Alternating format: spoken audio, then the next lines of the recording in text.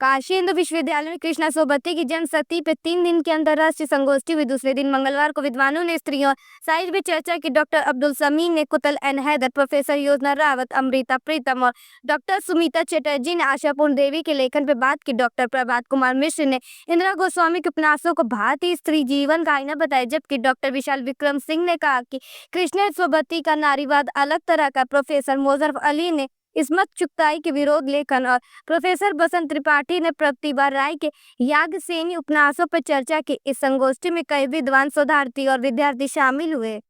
सब परिचय बता दीजिए। आशीष त्रिपाठी। सर, किस प्रकार की अंतर्राष्ट्रीय संगोष्ठी रखी हुई है? भारतीय भाषाओं में 20वीं शताब्दी में बहुत सारी कथा लेखिकाएं हुई हैं जिन्होंने भारतीय जीवन में स्त्री की त्रासदी, उसके तनावों, उसके दुखों, उसकी पीड़ाओं और उसकी त्रासदियों, उसके सपनों, उसकी आकांक्षाओं के बारे में बहुत ही प्रभावशाली लेखन किया है।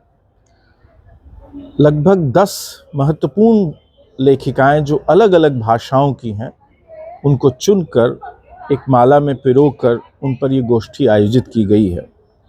उर्दू से कुतल एन हैदर और इस्मत चुगताई, बांग्ला से आशापूर्णा देवी और महाश्वेता देवी, असमिया से इंदिरा गोस्वामी, उड़िया से प्रतिभा राय, मलयालम से माधवी कुट्टी यानी कि जो अंग्रेज़ी में कमला दास के नाम से लिखती थी, और हिंदी की अनेक लेखिकाएं जैसे कि कृष्णा सोबती, मन्नू भंडारी, प्रभा खेतान, मंजुल भगत, ये सारी, नेपाली की पारिजात, ये सारी लेखिकाओं के काम पर, ख़ासतौर पर उनके उपन्यासों में जो स्त्री जीवन की अभिव्यक्ति हुई है, उसके बारे में ये 3 दिन की अंतर्राष्ट्रीय गोष्ठी है जो हिंदी की महान कथा लेखिका, उपन्यास लेखिका कृष्णा सोबती की जन्म शताब्दी के अवसर पर आयोजित हो रही है।